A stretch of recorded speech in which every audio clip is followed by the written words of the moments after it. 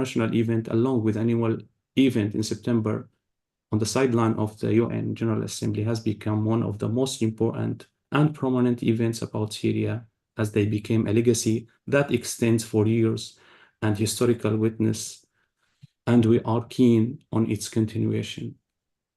Today, there are demonstrations in many regions in Syria and various countries around the world. The Syrian people want to hear from you, particularly as representative of the most influential countries in the world. Your pledge to continue to support the political transition according to the path of accountability is very essential, so that Syrians does not lose the hope with prolonged period of armed conflict in Syria.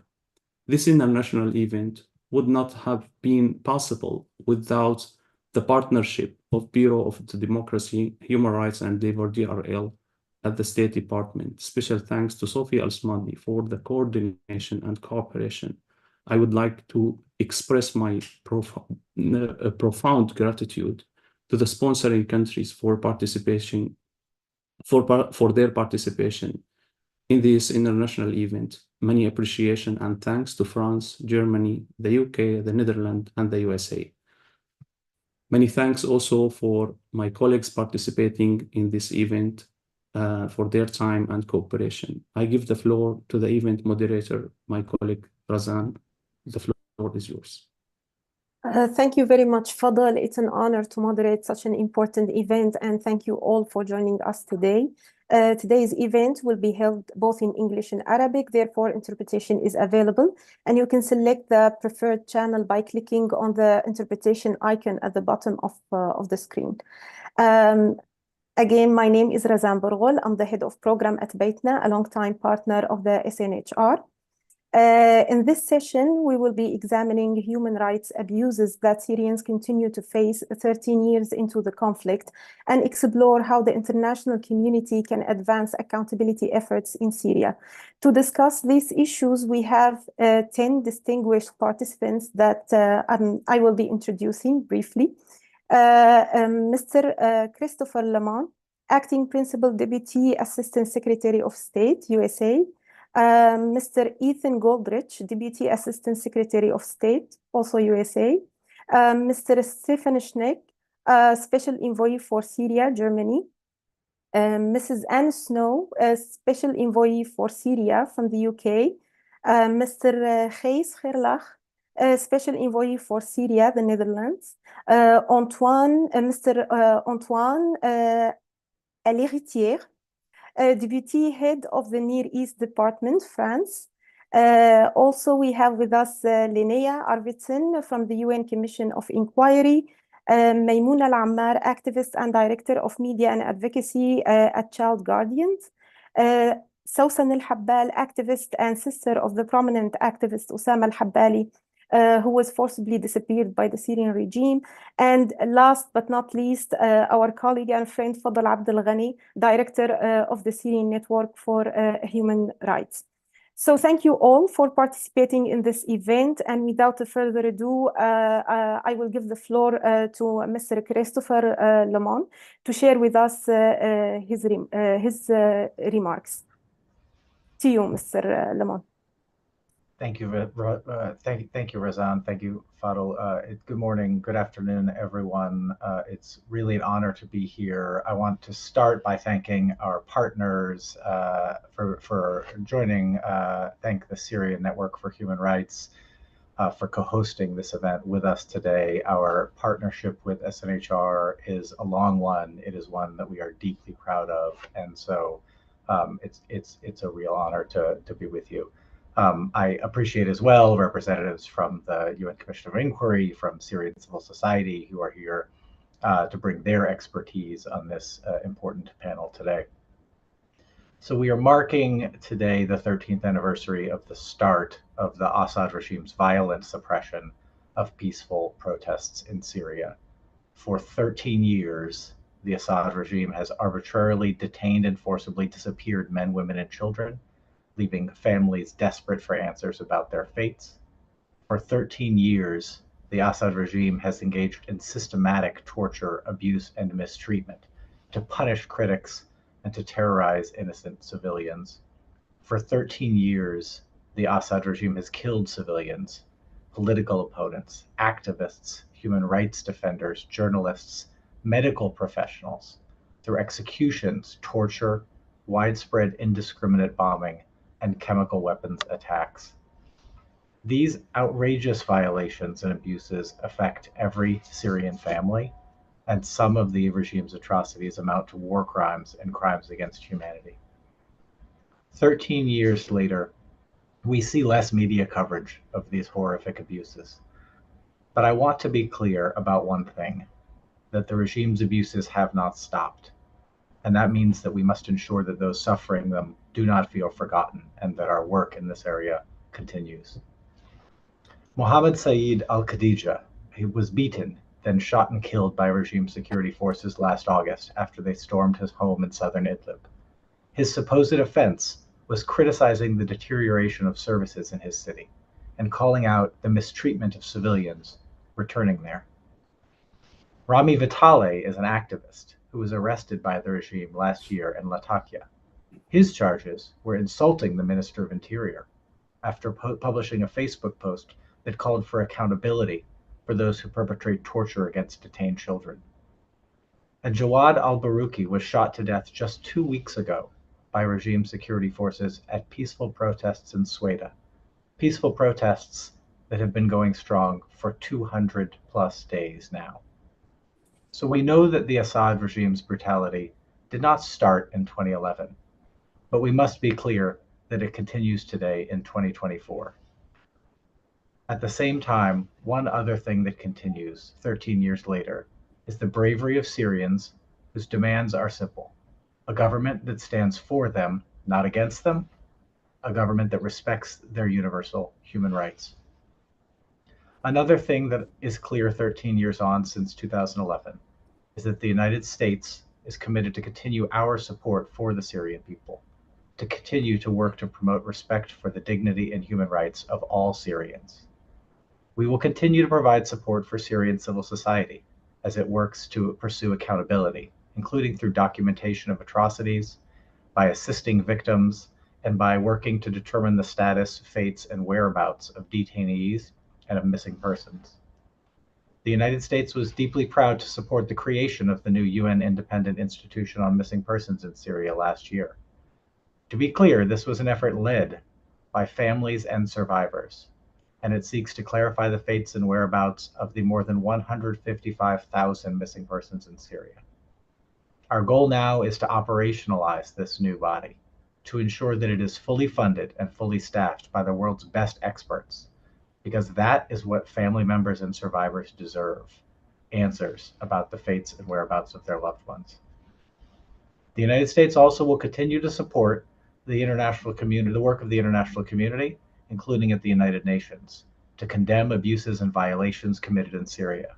Just this month, we're working in the Human Rights Council in Geneva to renew the Commission of Inquiry. And to be clear, we will continue our unwavering support, just as we have maintained since 2011, in coordination with our allies and with our partners, to hold the Assad regime accountable, along with any others who violate or abuse human rights in Syria. We took actions last year to sanction 2 factions of the Syrian National Army and 3 of their leaders for involvement in serious human rights abuses. And we also revised in 2023 our visa policy, which further restricts the entry of current or former Syrian government officials and any others who are complicit in the repression of Syrians. And just this past December, we took steps to impose these visa restrictions on 11 Syrian officials and other individuals pursuant to this policy. The US position on this subject is simple and clear. Impunity is simply unacceptable, regardless of the abuser in Syria. 13 years on from 2011, we will not cease our efforts to hold those who have blood on their hands to account. Today is an important opportunity. It's a chance to take stock of our collective efforts, and as we do so, to explore how the international community can continue to improve, to do better at our essential mission of advancing justice and accountability for crimes committed in Syria. I would be remiss if I did not acknowledge the emotional and the mental toll that Syrian civil society members, others, endure whenever you discuss the traumatic experiences that you and your loved ones have gone through. We are deeply grateful for your willingness to share with us those experiences and to inspire us with your bravery today, as you have for 13 years. Thank you for the opportunity to join you today. Thank you very much, Christopher, and thank you for your ongoing commitment to support accountability efforts and Syrian civil society in this regard. I will turn to your colleague, Mr. Ethan Goldrich. To you, Ethan. Thank you very much. Hello and good morning and good afternoon and good evening to everyone. I want to thank the Syrian Network for Human Rights, and I want to thank DRL for organizing the event. It's a great honor to speak with you all today. Syrian civil society's tireless advocacy helps keep attention on the plight of Syrians and the ongoing calls, even as the world faces other regional and global crises, are important. The situation in Syria is dire. The political situation is deadlocked, and the humanitarian situation continues to deteriorate dramatically. Deadly bombardment campaigns in northwest and northeast Syria persist. Parties to the conflict continue to abuse human rights, and over 155,000 people remain arbitrarily detained or forcibly disappeared. Now, with the war in Gaza, we are committed to ensuring that Syria does not get pulled into a regional conflict that only increases human suffering. Last month, we observed the first anniversary of the devastating earthquakes in Syria and Turkey. 3/4 of the death toll in Syria occurred in the non-regime controlled northwest of the country, where 4.2 million people depend on humanitarian assistance to meet their basic needs. At this moment, humanitarian needs are some of the highest since the outbreak of the Syrian uprising, and the United States' priority is unhindered humanitarian access to all Syrians, wherever they are, and through all modalities. Since Russia's shameful veto of the UN cross-border aid mechanism in 2023, we have worked hard to ensure that aid continues to flow in a principled manner. The current UN regime consent arrangement for cross-border access reflects the bare minimum of what is required. We will remain vigilant for any regime attempt to interfere in cross-border aid, and we will continue to demand access for as long as needs persist, ideally with no further time restrictions on the duration of the consent. It is unfortunate, but not surprising, that the Assad regime continues to ignore the effects of its recalcitrance. Its refusal to comply with the requirements of UN Security Council Resolution 2254 continues to prolong this crisis and the suffering of the Syrian people. That is why it must fully engage in the political process to achieve meaningful and enduring political change. Last summer, the Arab League welcomed back the Assad regime, a move we did not support. Since then, the Arab League has engaged with Damascus, but has been unable to convince the regime to take any action to benefit the Syrian people or achieve the goals of the international community to reach a political solution to the conflict. They, like us, worry about the stability of the regime as conditions in Syria continue to worsen. We remain engaged in a political process consistent with UN Security Council Resolution 2254, despite consistent stonewalling by the Syrian regime and Russia. We support the efforts of UN Special Envoy Geir Peterson, who has worked to facilitate the work of the Constitutional Committee. As my colleague mentioned, we continue to support Syrian civil society's collection, analysis, and preservation of evidence of human rights violation to support accountability and transitional justice processes, including identification of the missing. We cannot deny that Syria today is not what we hoped it would be 13 years ago. There have been painful setbacks, and we have lost too many Syrian colleagues and friends along the way. But even now, Syrians are still raising their voices. They are still demanding change, and they are still looking to us for support and solidarity.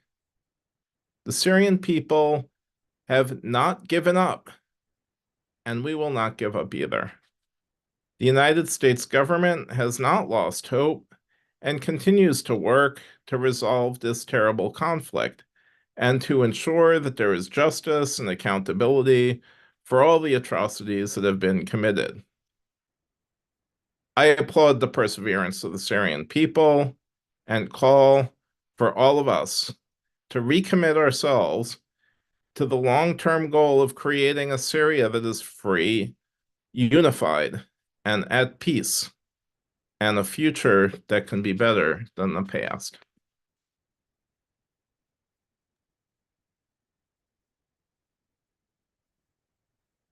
Thank you, Ethan. Thank you very much, and thank you for highlighting the complications at the regional and international levels and how they impact all aspects of Syrian lives. I will turn now to Mr. Stefan Schnee. To you, Stefan. Yeah, thank you very much, and warm regards from Germany. We are talking today about the legacy, I think, of this anniversary a bit. And there's not much to add. My American friends have already outlined so many important points, and I would like to totally subscribe to it and think about what I still could add from Germany's side and EU side. And there, I would like first to start, of course, with the political reaffirming our 3-no policy, which includes, as you all know, no lifting of sanctions, no reconstruction, and then no normalization without condition. I mean, that was very important the last year, that we don't give up there, because it would be politically wrong. And of course, it would not be in the legacy of the 13 years. We all know, as already mentioned, it was about freedom, it was about democracy, it was about human rights, and it was accountability. And this did not change.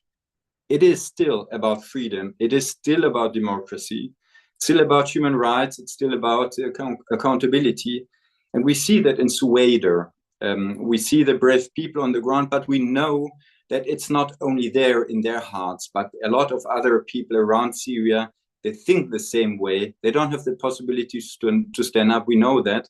But we all, I think, are with them. We are there. And I think this is one of the big legacy which no regime can kill that easily. So the question still politically is, how do we get there where we would like to get? And it looks dire, of course. We all know we do have the correct way there. It's 2254. It's the correct way, even though it's not working. But we all know it's because the regime does not want to work. So the question is how we can move the regime. And I think, again, there is a right methodology from the EU Special Envoy Peterson to say, well, step by step, it's something conditionalized. And Germany very much supports that But still, we see as long as Iran and Russia keeps its support for the regime, there's no much hope that it will move. But maybe let me underline that what now looks very stable is not that stable as it, at least as the regime wants to pretend to look like. We know it is the regime is weak. The support of Iran and Russia is not really changing, but you never know what happens in the bigger geographical sphere. So what I wanted to underline here is not to give up. We have to prepare ourselves for both, let's say, both possibilities, that it will drag on for a long time. We have to work on it together with the small steps. But we have also to be ready for the moment when the regime or the geographical, the geopolitical situation would change. So we have to work on both directions and have both in our minds. And what does it now mean for accountability and also for the role of the international community? Well, first of all, it is a statement that we all participated today, that we are committed. The US, the European Union, I might add UK, France, Netherlands, we are all on the side of accountability and of the legacy of the revolution. What can we do? The mechanisms were mentioned. We continue to support it. I might underline it also for Germany, but there's a lot else to do. So we have the application of universal law in Germany. The first was finished. The first verdict is now valid. Koblenz became one of the famous places in the names for the application of universal law.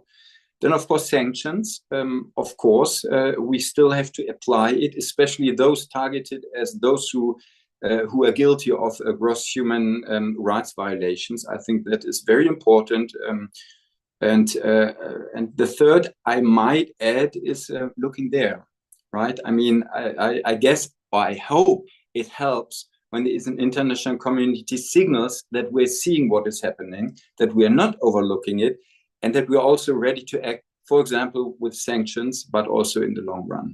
So I wanted to repeat our commitment in this group of countries to your work on all levels, on political level, on financial level. And I'm very grateful that you keep up the legacy of the revolution here, in other countries, and of course on the ground especially. Thank you very much. Thank you very much, Stefan, and thank you for reaffirming the 3 no's policy. It's always reassuring to us as a Syrian civil society and also as a human rights defenders to keep hearing that. It gives us hope for the future. Thank you very much. I will turn now to Anne Snow. Anne, the floor is yours. Thank you very much. I will try not to repeat too much of what some of my colleagues have said. Of course, a little bit like Stefan, I agree with everything that my US colleagues and Stefan himself said. Thank you in particular to SNHR and others involved for organising this really important event. It's more important than ever that we gather together on this anniversary to remember and to pledge our commitment to continue to work together for a better future for Syria and for accountability. Stefan talked through the importance of the political track, and we absolutely subscribe to that, as clearly set out in 2254 as a way forward. We, working with international partners, are very clear on the importance of continuing to focus on accountability and the range of initiatives to hold the Assad regime, as well as non-state actors, to account, including setting up and supporting organisations such as the International Impartial Independent Mechanism and the Independent Institution for Missing Persons, whose launch we are looking forward to next month. There is also, of course, the gathering of evidence, which is quiet work behind the scenes that isn't so often seen, but is critical in underpinning and supporting many of the prosecutions that are now going through global courts. And it's, of course, important through all these efforts to remember the place of and to be guided by families, by survivors who must be central in our collective pursuit of transitional justice. So we are determined to continue in our efforts, determined to continue in standing with the Syrian people, in remembering and in hoping and working together for a better Syria. I think that earlier speakers were exactly right to think about and to name individuals and to remember that this is about people. This is about individual Syrians, about individual Syrians' families. And in thinking about the global powers at play, the difficulty of finding a political track on Syria, we must always come back to remember those individual Syrians and individual personal stories and remembering them. Just to conclude, as the UK, we are deeply impressed and inspired by the ongoing work of Syrian civil society organisations, including survivors of chemical weapons attacks, for example, who continue to press and work so diligently to seek accountability for those who have used chemical weapons against Syrians.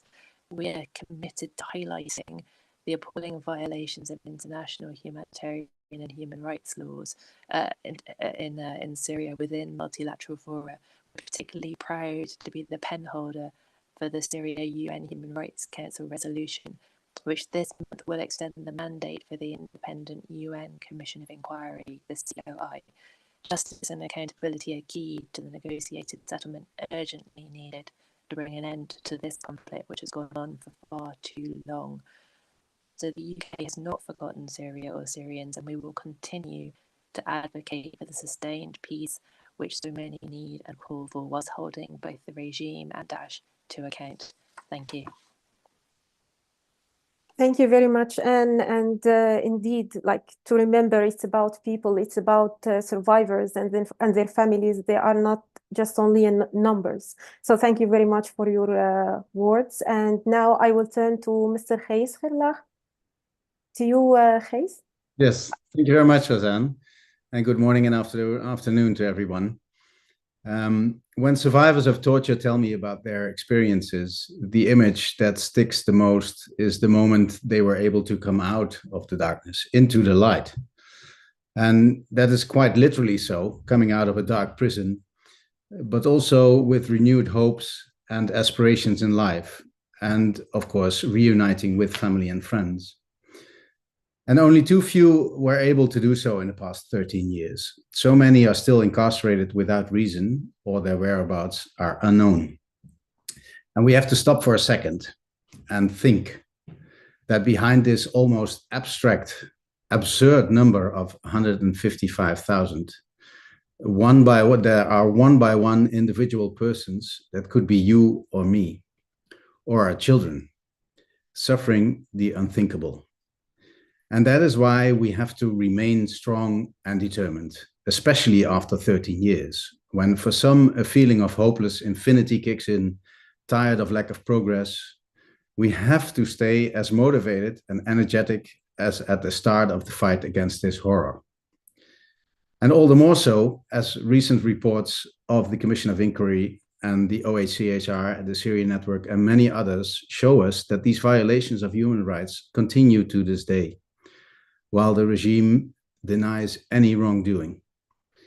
And it is especially that energy that was the main reason why we as a government felt obliged in 2020 to step up the fight against impunity, adding a new path to our victim-centered justice program for Syrians. We held the government of Syria responsible for the countless tortured, murdered, sexually assaulted, and forcibly disappeared persons. Together with Canada, this led to the proceedings against Syria before the Principal Court of the UN, the International Court of Justice, in June last year, for breaches of the Convention Against Torture. And the ICJ ordered in November provisional measures, which require Syria to prevent acts of torture and other cruel, inhuman, or degrading treatment, ensure its officials and others under its control to not commit such practices, as well as to preserve evidence. And this order is binding upon Syria. And the court case continues. Canada and the Netherlands remain convinced of the need for Syrian voices to be heard during the case and to address as many of the needs of Syrian victims and survivors as possible. It is essential that our initiative reflects the voices of victims, survivors, advocates, and witnesses to the maximum extent possible. And therefore, in multiple consultations with them, also with Syrian civil society organizations, we discuss what forms of relief or reparations would be best suitable for their needs. And that is, for us, key in realizing any form of transitional justice. The Netherlands and Canada are very grateful for the Syrian victim survivors, family members, and advocacy groups for their courageous personal commitment. And we will continue to include your voices in our work and reach out to you. And the provisional measures are only a first step towards much needed accountability and justice for the people of Syria. And the Netherlands believes a lasting political solution in Syria is only possible when perpetrators are held accountable and victims obtain justice. We therefore call on all states and the international community to support accountability efforts for Syrians. Thank you very much.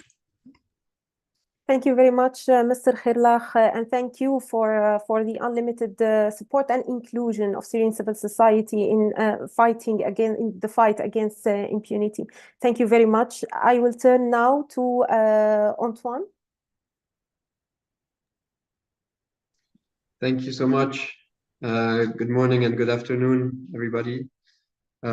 First, I would like to thank our American friends and the Syrian Network for Human Rights for organizing this important event on this very important day. Today, it has been 13 years since the Syrian people peacefully rose up to demand their freedom and dignity. Hundreds of thousands of Syrian civilians have been killed, the vast majority of them by the Assad regime, which met its people's rightful demands with ruthless repression and atrocities, some of which amount to war crimes and crimes against humanity. Every year, reports from the Independent International Commission of Inquiry, the United Nations Human Rights Office, and many Syrian and international civil society organizations, such as SNHR, remind us that grave violations of human rights and international humanitarian law continue across Syria. The country is still not a safe place to return for the 13 million displaced Syrians, mainly because of the regime's systematic use of torture and sexual violence against women, children, and men in the prisons under the control, where more than 100,000 people are still detained. On this matter, we commend the landmark order issued by the International Court of Justice last November, directing the Syrian regime to prevent acts of torture against its own citizens.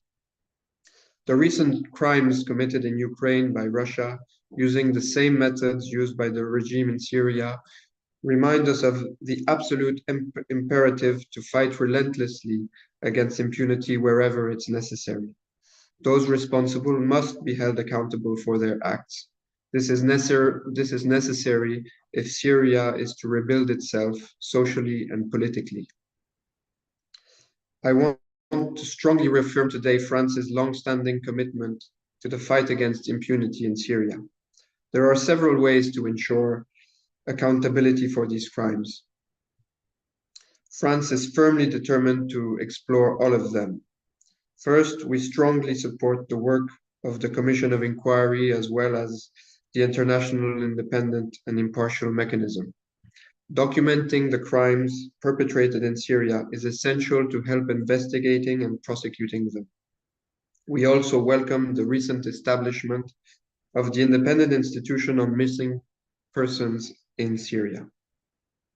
Second, we support the work of national who are mobilized to ensure individual criminal accountability for international crimes. Several judicial proceedings are underway in France, and trials will take place in the coming months. In May 2023, the Court of Cassation has ruled on how universal jurisdiction is to be exercised in France. The court's interpretation allows our jurisdictions to continue to prosecute alleged perpetrators of war crimes and crimes against humanity in Syria. Whenever we can, we play our part to support the work of national courts. For example, in 2022, the Ministry for Europe and Foreign Affairs submitted to the French judiciary hundreds of photos and videos that we had received and that provided evidence of atrocities committed by pro-regime forces during the 2013 Tabdamun massacre in Damascus. Third, we are dedicated to condemning the Syrian regime's use of chemical weapons against its population. We initiated the decision of the OPCW, Conference of the State Parties, to suspend Syria's rights and privileges under the CWC 2 years ago, and voted a new decision last November with the aim to prevent the transfer to Syria of certain chemicals, equipment, and technology related to the chemical program. Lastly, I want to briefly touch upon our sanctions. It's a very imperfect and transitory tool in terms of accountability. But every year since 2011, the European Union sanctioned individuals and entities responsible for the most serious human rights violations in Syria. This is a strong message from us in order to recall the reality of the situation in Syria today and to deprive human rights violators of economic resources. The fight against impunity is a matter of justice for the victims. It is also an essential prerequisite for building a lasting peace in Syria, along with a political solution in line with UN Security Council Resolution 2254. I also want to reiterate France and the EU's long-standing position on the Syrian conflict. There will be no normalization, no reconstruction, and no lifting of sanctions until there is an authentic and enduring progress towards a political solution. Let me finish by commending the heroic efforts of human rights defenders and civil society organizations. I want to pay a special tribute to the work of SNHR, as our ambassador for Syria, Brigitte Kurmi, was very happy to award last December the Franco-German Prize for Human Rights and the Rule of Law to Fadel Abdelghani. These human rights defenders risked their lives and the lives of their families to bring to light the truth about the crimes committed in Syria, and it's our shared responsibility to make sure that these efforts are not in vain and that Syrian people's aspirations for freedom, dignity, and justice are met. And I thank you for your attention. Thank you very much, Mr. L'Héritier. I hope I'm pronouncing the name correctly. And from our end, as Syrians, we highly appreciate all the efforts paid by France and also our international friends in supporting human rights defenders and Syrian civil society. So now I will open the panel for a Q&A, and I hope the rest of our speakers can help us answering a few questions. But given the time constraints, let's aim to address the questions within a 4 to 5 minute time frame. So the first question actually tries to tackle or to understand more the types of abuses Syrians are experiencing. And I hope, Linnea, I hope you can help us answering this question based on your experience and the work of the UN Commission of Inquiry. What types of abuses are Syrians facing as we enter the 14th year of the conflict? How was the regime's perpetration of atrocities shifted over the years, including who is now targeted, where and how? And what types of abuses do IDPs and refugees face upon return to Syria, and what makes returnees more vulnerable to regime abuses? Linnea? It's a long and multi-layered question. I do realize that. No, thank you so much, Razan, and thanks everyone, and many thanks to SN4HR and Fadel for organizing this event and gathering us all here, which is such a pleasure to see everyone. And in order to answer your questions, Razan, I wanted to refer to the report that the Commission just released this week, which provides some answers on the kinds of continuing and new abuses that Syrians are facing across the country. And I can't cover it all here, but let me mention a couple of key points. I mean, firstly, worryingly, since last October, media hasn't covered this much, but Syria has really seen the largest escalation in fighting in 4 years. And this impact on civilians and Syrian civilians has been felt across 6 fronts.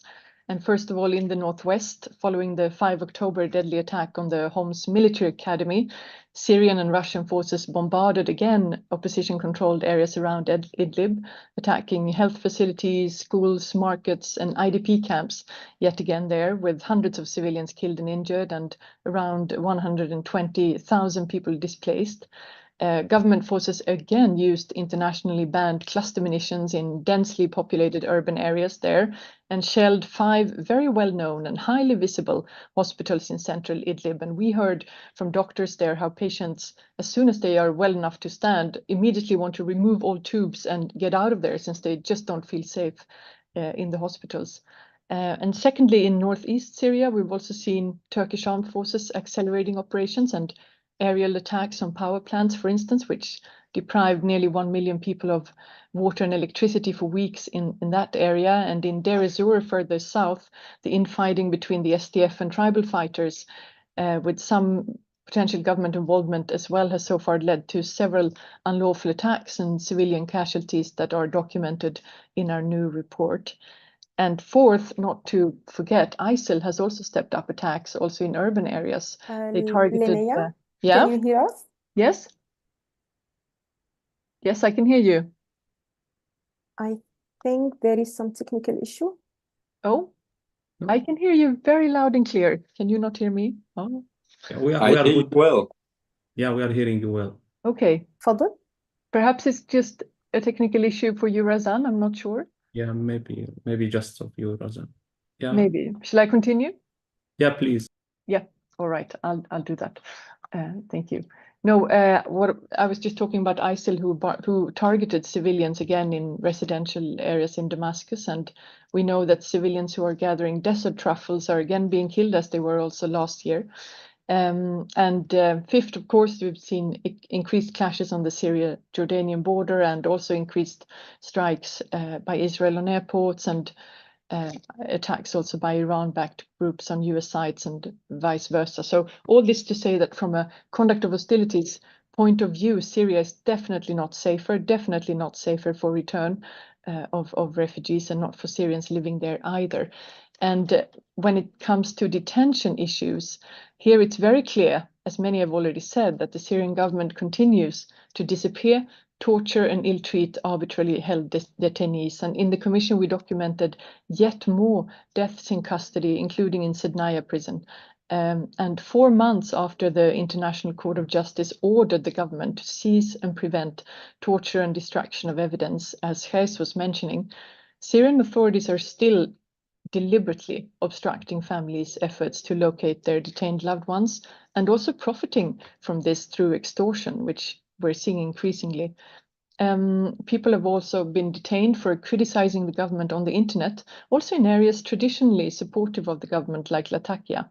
And in Sueda, as many mentioned, protests since August have demanded both economic and political reforms, and remind us all that the grievances that led to the wide-scale protests back in 2011 remain unaddressed today, 13 years later.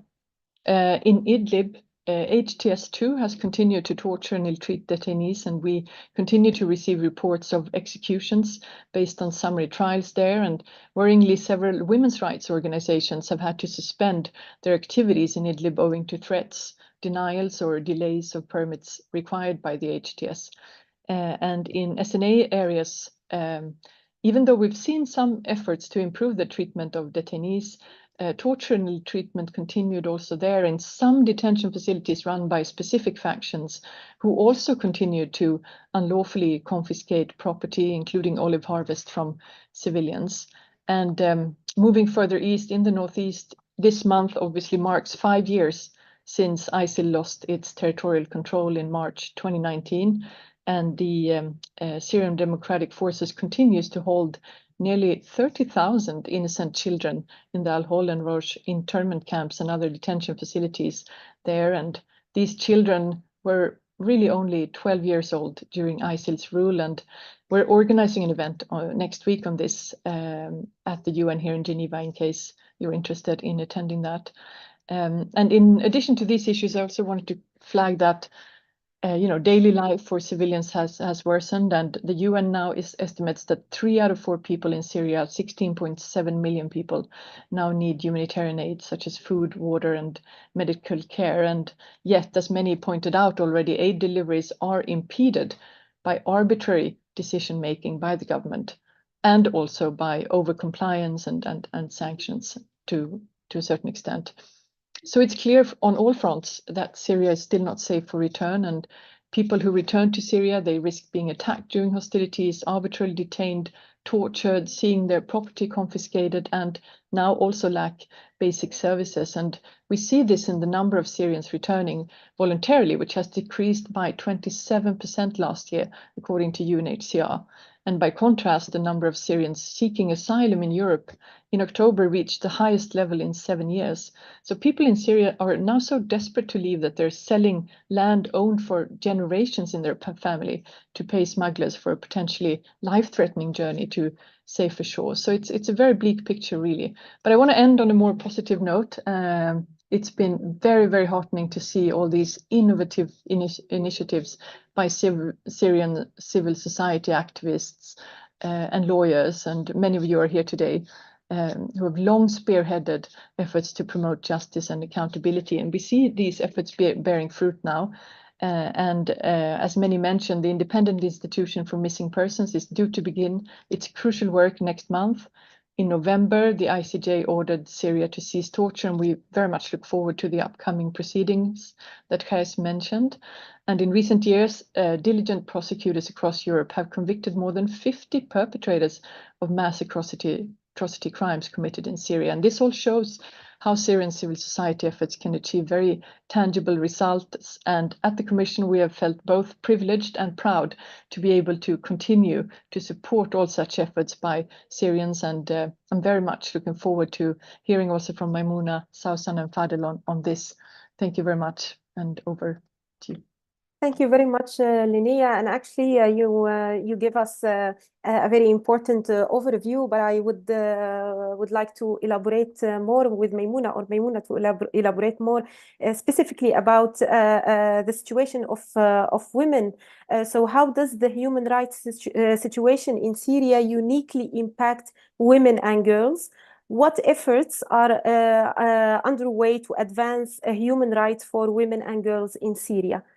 Maimouna, to you, if you can help us answer this question. Yes, thank you, Razan. Can you hear me well? Yes, we can hear you. Ladies and gentlemen, esteemed attendees, it's a great pleasure for me to be present among you today. Today marks the 13th anniversary of the Syrian uprising. It feels like yesterday. I still remember when I was detained in the first demonstration in March 2011. I was then 5 months pregnant, and they detained me arbitrarily along with my husband.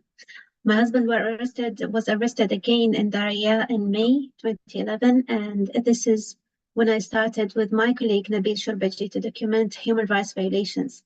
I endured the anguish of losing my husband while experiencing the pains of childbirth.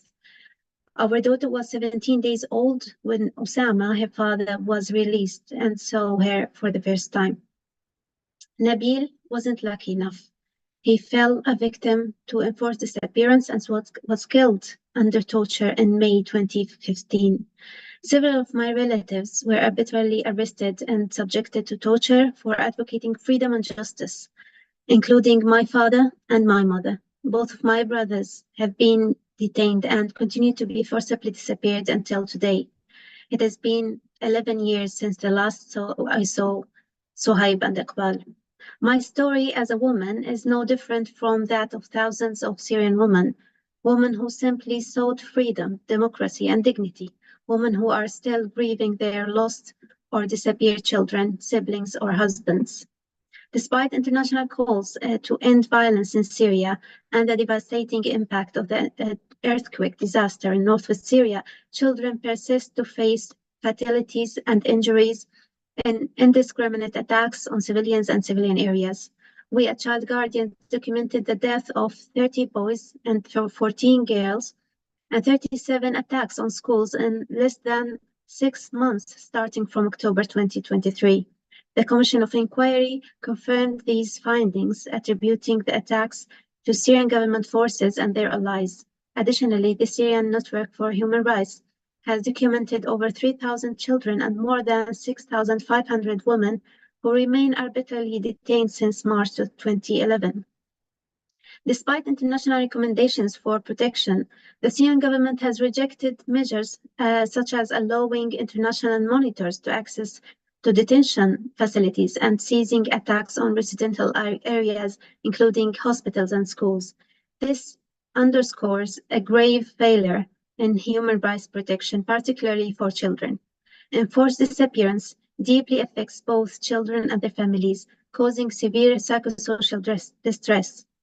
Children experience shock, fear, and depression alongside sleep disturbances and academic difficulties.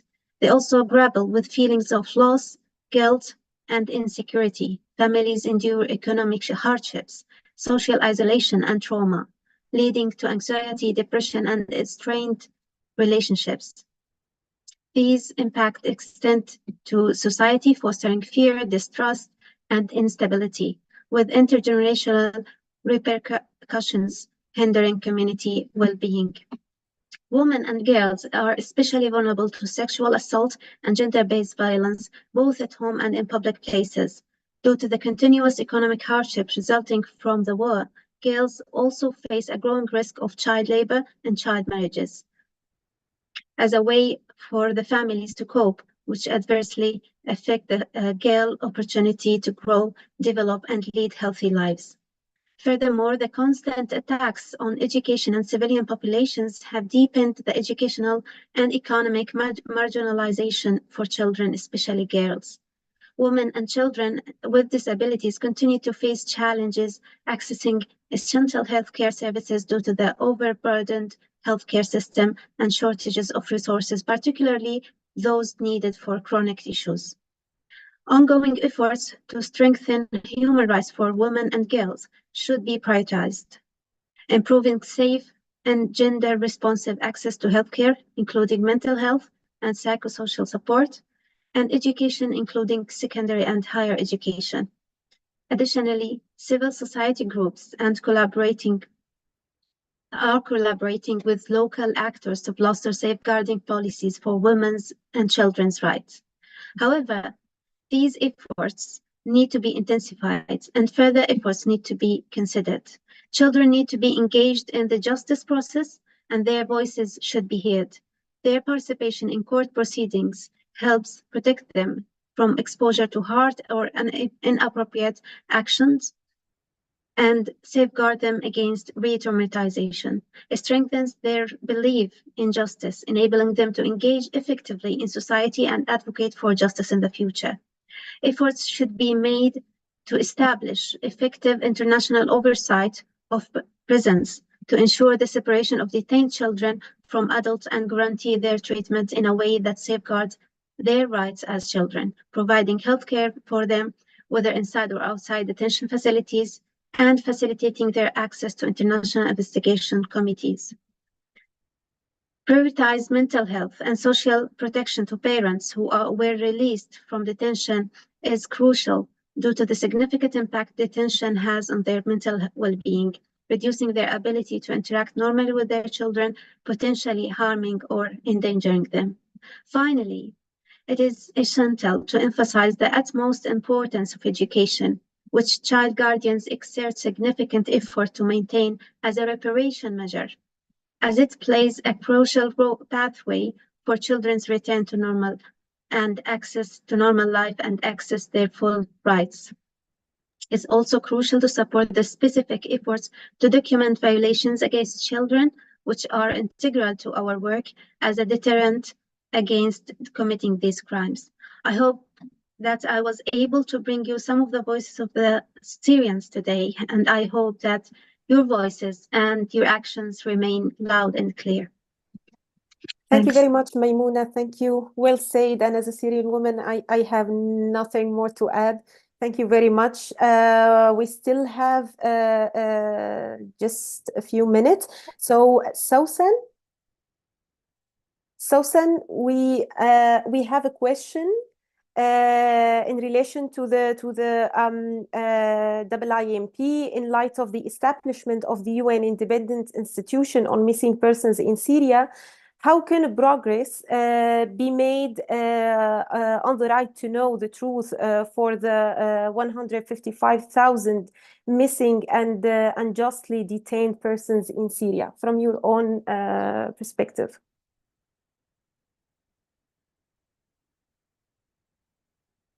Sausan, do you hear us? You are muted. Yes, yes. Thank you. Please, I want to speak in Arabic language. بداية بدي أتشكر القائمين على الحدث اليوم من الشبكة السورية لحقوق الإنسان. هاللقاء اللي اتزامن مع ذكرى ثورتنا السورية المجيدة اللي رح نبقى مستمرين فيها حتى تحقيق مطالبنا المشروعة. أنا سوسن الهبالي، نشطة من مدينة حمص، عضوة برابطة عائلات قيصر، ناجية من الاعتقال، وأخت ناشط مختفي قسرا. شفت صورته بين تسريبات صور قيصر. أخي أسامة اللي أعدم إعدام ميداني بدون محاكمة وبدون وجه حق، ذنبه أنه طمح بحياة كريمة إله لكل السوريين. فكان من أبرز كان من أبرز الناشطين الثوريين السلميين بمدينة حمص. نشط بالمجال الإعلامي، فنقل المظاهرات السلمية للعالم وطالب بالحرية والتغيير السلمي. كمان نشط بالمجال الإنساني من خلال إسعافه للجرحى من المدنيين اللي أصيبوا برصاص قوات الأمن السوري، وأمن الأدوية للمشافي الميدانية والمصابين. هالحراك السلمي لأخي أسامة خاف النظام فعاقبوا بما لا يستحق، كان العقاب أقوى من الجرم. أعاقب بالاعتقال والإعدام الميداني بعد أن لا أشد أنواع التعذيب. لكن هالشيء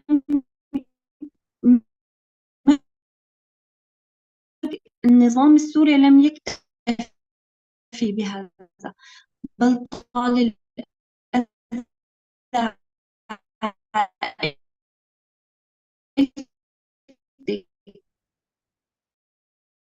اللي لليوم حتى عم تعاني من عناصر الأمن. هالشيء أثر سلبا على مئات الآلاف من العوائل اللي فقدوا بدون وجه حق.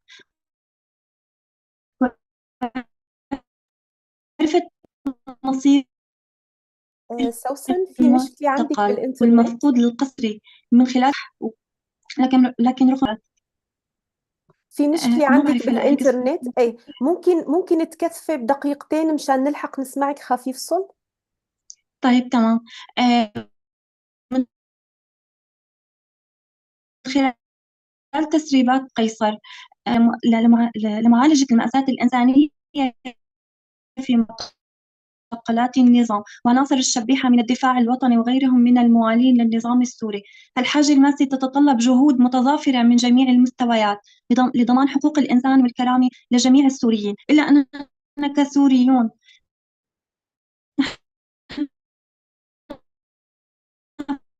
فقدنا ثقتنا بالمجتمع الدولي وتصريحاته للاعتقال التعسفي، لكنها لم تكن فعالة ولا حقيقية على أرض الواقع طيلة 13 عاما. هالشيء بخلينا نقول بأننا لم نعد نعول على إنشاء آلية دولية معنية بالمفقودين، لكن كل هذا لا يجعلنا نصمت كسوريين عن فتح ملف المعتقلين وكشف مصيرهم والمطالبة بالمساءلة والعدالة. سندعم أي مؤسسة وآلية دولية لعلها تحقق أهدافنا بكشف مصير أحبتنا من المعتقلين، مع اتخاذ بعض التدابير التي قد تسهم بنجاحها. منها أولاً الضغط على النظام السوري بدخول لجنة سورية تابعة لمؤسسة IIIM وزيارة السجون في فروع الأمن السورية دون إذن النظام السوري. النقطة المهمة أنه دون إذن النظام السوري الذي لن يتعاون ولن يستجيب لمطالب اللجنة. ثانياً جبر الضرر لأسر المعتقلين والمغيبين قسراً. ثالثاً المساءلة والعمل على تحقيق العدالة للضحايا وأسرهم ومحاربة الإفلات من العقاب. رابعاً وضع آليات شكاوي سهلة الوصول ضد النظام سوريا أسر الضحايا خاصة داخل العاوي قضائية بالمحاكم الدولية. خامسا والأهم والمطلب الذي هو مطلب كل السوريين، العدالة الانتقالية التي هي بنظرنا الخطوة الأولى الصحيحة لتحقيق كل ما سبق ذكره. سنستمر في ثورتنا وفي قضيتنا وفاء منا للراحلين. وشكرا لكم. Thank you very much, Sausan. So now to you, Fadl, and maybe you can help us. Thank you, Sausan. Maybe you can help us answering this question and also wrap up at the same time. In light of the recent universal jurisdiction cases in third countries and the ICJ case brought by Canada and the Netherlands under the Convention Against Torture, what are the prospects for expanding justice and accountability for human rights violations and abuses and violations of the law of armed conflict? To you, Fadl. Thank you, Razan. And this question need 1 hour, but I will try to answer in 3 to 4 minutes. Indeed, the universal jurisdiction is one of the tools of judicial accountability. We at Syrian Network for Human Rights have contributed to many cases in European by providing a large amount of data since 2015 till now, some directly and some through our partners such as IIIM. Still, universal jurisdiction is limited. Many restrictions such as the requirement to the accused person to be on the territory, and there is like others such as the abstention trial in abstention. But on other hand, it sends an important message. For example, the verdict issued against Anwar Raslan stated that he was convicted of crimes against humanity. These cannot be committed by individual alone. So therefore, the verdict simultaneously, it's a condemnation against the Syrian regime. Similar, the Frankfurt court accused Dr. Ala. Also, the charge was involved in crimes against humanity. Also, the French jury issued the international arrest warrant against Bashar al-Assad and 3 high-ranking officials, including Maher al-Assad. The charge was also involved in crimes against humanity. This is sending a message, actually. For the Netherlands and Canadian case before the ICJ, it's also essential because it's the UN court, the world court, and we deeply support this case. The written prosecution memorandum was based on several international sources and the Syrian Network for Human Rights. They referred to our data 14 times. We're currently working on building a large amount of evidence and data to provide Netherlands and Canadian prosecutors, and we will do in coming months. On November 16, a critical decision, actually, this when the court issued the percussion measures, which is a binding, as it's been said. A part of our work actually is to monitor the regime implementation, and we issued a report after 3 months of the resolution, and so on February 2020, the report clearly showing that the regime didn't implement at all. So we recorded 246 cases, 217 of them amount to be disappeared, and all of them for sure they are subjected to torture, and we recorded 16 cases died due to torture inside Assad Center detention. So now move to recommendation. I would like to recommend that the court has the ability to assess also the regime compliance, and they will issue their decision later on. Based on that, the court can address the Security Council, but I think the Russia will use the veto again. But the supported countries, such like all of you, we can move to the General Assembly, whereas there is no Russia or China veto based on the regime violation of the ICJ decision. So I think this is essential movement via the General Assembly, and the General Assembly can issue a resolution based on the regime failure. We have actually identified the most prominent people who's involved in torture operation in Syria. We have shared the details with you. I hope that those what we shared are not on the sanction list. We hope that they will be added. Also, this is sending a message to the regime and his allies. So finally, it's clear that the Syrian regime does not care about the international law or the ICJ. I think that the only solution after 13 years to stop violation is the serious support for the path of political transition in accordance with the Security Council Resolution 2254, which was issued 8 years ago. Thanks for listening and for the final remarks. So I would like to again thank you for your participation, for the sponsor country, for your pledge, and for the strong messages and the sharp work you are sending, and for the Syrian people. We aspire to increase the pressure on the Syrian regime and its allies. We also hope that the recommendation made by my Syrian colleagues, by the Commission of Inquiry, and by Syrian Network for Human Rights in this event to be followed up.